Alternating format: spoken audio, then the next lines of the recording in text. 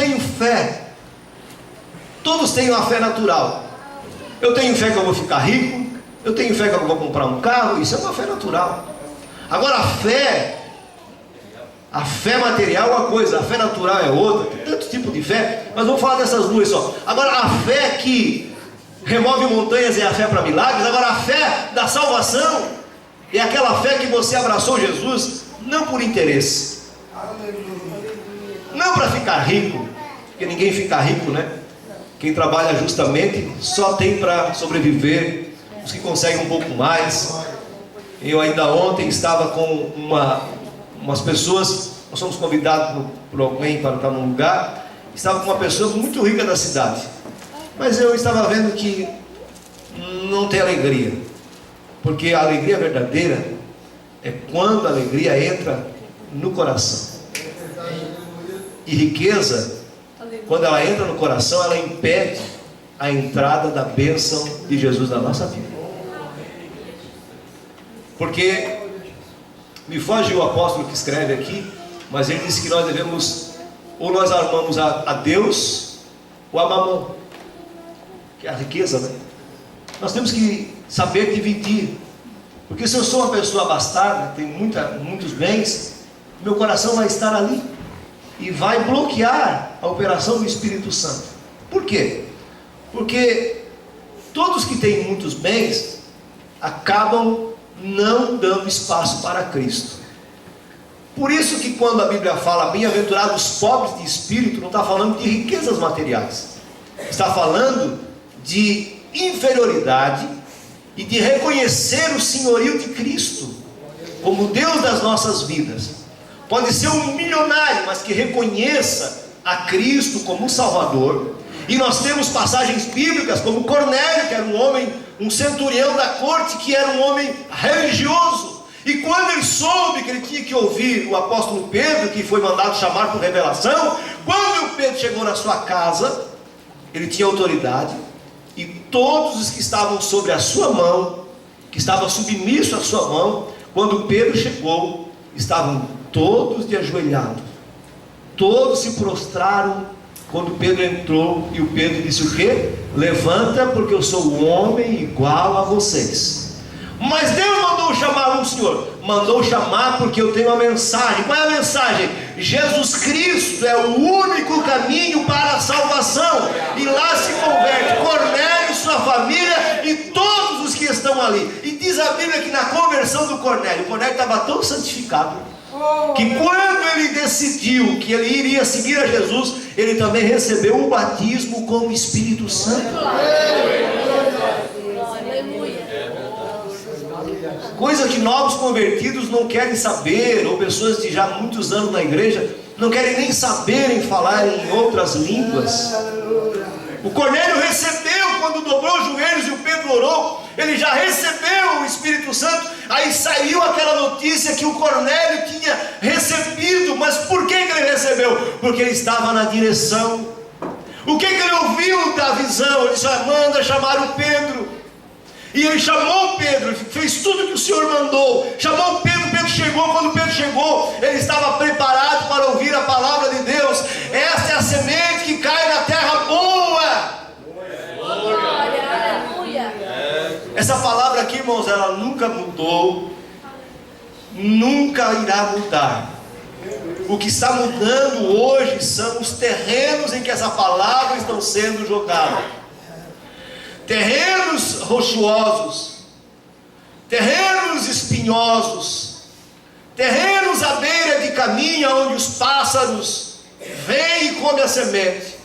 Mas ainda tem terrenos que esta palavra cai e que ela dá fruto. Um dá 30, 60 e até 80 por um. Por quê? Porque são corações férteis que ainda amam a palavra de Deus. São homens e mulheres que ainda estão vivendo. Nós estamos vivendo. Eu não queria ter pegado isso. Eu queria ter nascido um pouco mais antes, para ter continuado naquele estilo de igreja que veio de 1910, 11, 12 até há uns tempos atrás, aonde era um barulhão, aonde era um respeito, onde havia um temor em murmuração, onde havia um temor em levantar qualquer coisa de alguém, aonde se pensava muito, aonde quando você saía de um culto, de um domingo à noite, você ficava com aquela palavra que o obreiro, que o dirigente, e não era pessoas com teologia, não era pessoas com grandes sermões, era pessoas simples, pessoas da roça, pessoas que trabalhavam o dia inteiro, pessoas que trabalhavam no sol escaldante, arando terra, pessoas que trabalhavam na enxada, na pá, mas quando chegava de noite com as mãos grossas, eles pegavam uma mensagem e os crentes glorificavam a Deus e diziam: glória a Deus. Se você perguntasse na semana que vem qual foi a mensagem que ele pregou, ele saberia dizer, era de cor e salteada, porque ele ficava remoendo aquela palavra. Hoje a nossa alma está enfastiada. Meu Deus. Hoje nós trocamos a direção por qualquer coisa. Se alguém vier e profetizar sobre nós, dizer assim: olha, isso que eu quero que você faça isso, aquilo, a pessoa logo ela se desabala na fé, a sua fé minimiza, acaba a fé dele, e ele já vai norteando por aquele caminho. Pessoas que não firmam mais as suas estacas, está vindo ventos, está vindo enxurradas, e Deus vai chacoalhar mesmo a figueira, vai ficar mesmo só quem é firme, porque Deus vai dar uma balançada. E aí o inimigo das nossas almas, para tirar a direção dos cristãos, ele está mudando o enredo, mas o camarada é o mesmo. Você vê que nas escolas de samba, todo ano, é a mesma escola de samba. O que eles mudam? Eles mudam o enredo e a alegoria. Troca a fantasia, troca a música e sai para o desfile. O nome é o mesmo. O diabo é diabo desde que ele saiu do céu, continua sendo diabo e vai ser diabo até Jesus colocar ele no inferno. Mas ele nunca vai perder as suas artimanhas para investir contra nós, para tirar a nossa direção, para tirar o nosso alvo. Tem um homem na Bíblia que ele recebeu a receita do céu da sua alimentação, e você sabe quem é? O Sansão. Quando Sansão nasceu, Deus deu a receita para sua mãe. Olha, ele não vai passar navalha sobre a sua cabeça, ele não vai beber bebida forte, ele vai comer isso, aquilo, outro, ele não vai tocar em cadáver. Ele tinha uma receita. Enquanto ele obedeceu a direção de Deus, ele era um homem forte, um homem que o Espírito Santo se apoderava, um homem que Deus usava com poder.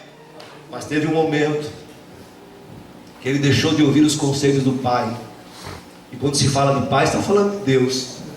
Ele deixou de ouvir o conselho do pai, e ele desceu até Timná, ele desceu mais um pouquinho, ele foi descendo, e foi perdendo as coisas, e foi brincando com Deus, e foi dizendo para uma senhora lá que se fizesse algumas coisas ele não perderia a força, e foi brincando, até que na brincadeira, você não pense que o diabo desiste. O diabo é mais perseverante do que alguns crentes. O diabo perseverou tanto com Sansão, para que ele revelasse o segredo da força, que quando ele revelou, ele pensou assim: desta vez eu levantarei de novo e arrebentarei com esses incircuncisos. Mas quando ele foi fazer a força, o Espírito Santo já não estava mais com ele. E é isso que o diabo tem feito nos nossos dias. Cada um de você, cada um de nós, eu, você, nós sabemos aonde o diabo tem colocado o seu nariz para tirar a minha e a tua bênção. E eu não tenho o dever de saber. Eu não preciso saber. Eu preciso avisar, e eu preciso me cuidar. Quem tem cuidado de você é você. Aleluia. Glória a Deus. Pastor, mas a Bíblia diz que os pastores estão como quem vai dar conta. Mas não vai dar conta, porque a Bíblia diz que cada um de nós dará conta de si mesmo diante de Deus. Nunca jogue os seus problemas, os seus fracassos nas costas dos outros. Você vai ter que chegar diante de Deus, e Deus não vai dizer assim: olha, não, mas foi o fulano, foi isso. Não. Você teve a oportunidade de dar o perdão, de se arrepender, de pedir perdão, de acertar-se no caminho enquanto você estava vivo. Agora não tem mais como retroceder e voltar atrás. Tem pessoas que são muito sensíveis, qualquer coisinha eles estão irritados, bravos, estão praguejando, Isso não é de Deus. Essas coisas não provêm do Senhor. Meu Deus mesmo. Meu Deus mesmo. Sansão perdeu a direção, Abraão manteve.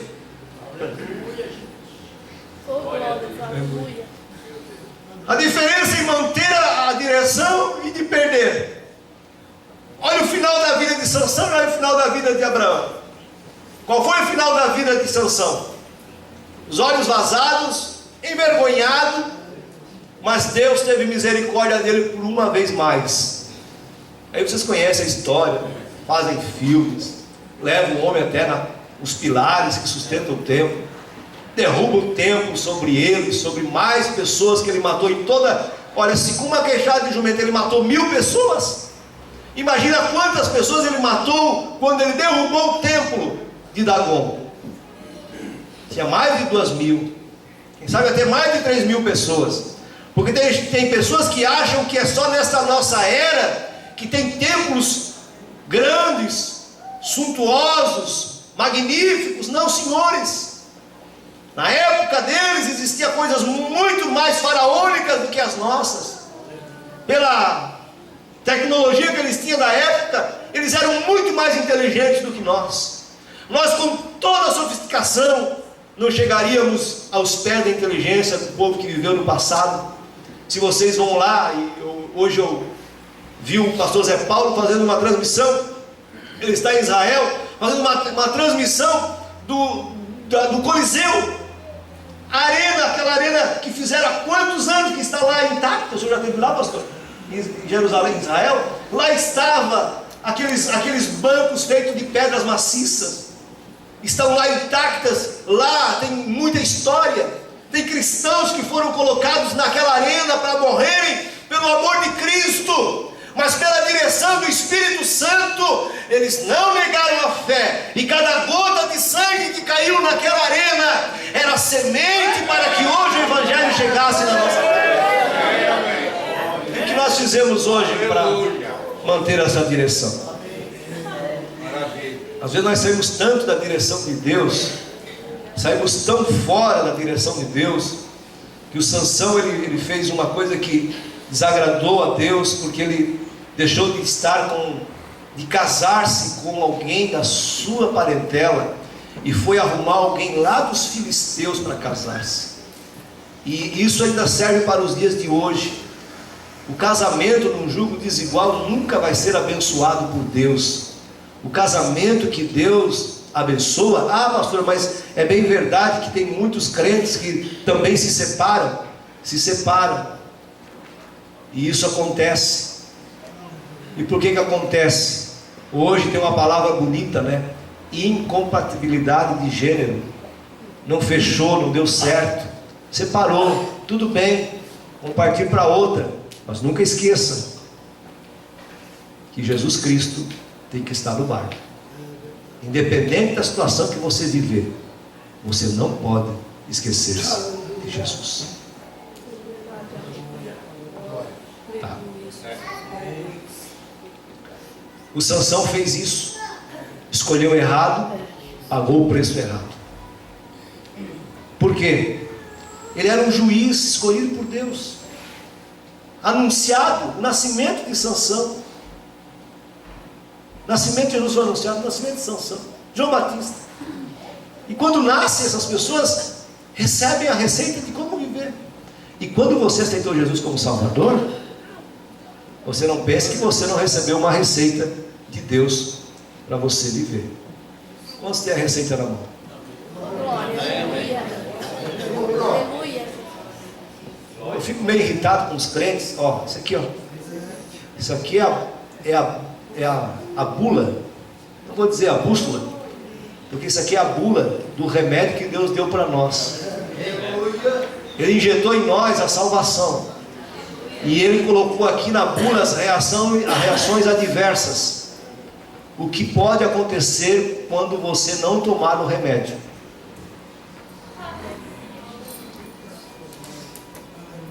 Esta receita é uma receita um pouco grande, né? A gente tem preguiça às vezes de ler uma receitinha de um remédio.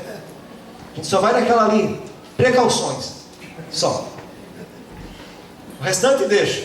Do que ele é composto, do que ele é feito e tal, deixa para lá. Aí é igual a Bíblia, nós só vamos querer ler Mateus 7,7. Quem está escrito lá, pastor, Mateus 7,7? Dá uma água, Elias. Pedir, né? Se eu mudar, me dá uma aguinha, né? Pedir, batei. Porque o que busca, o que bate, e o que pede. Olha o que está escrito no 7,1.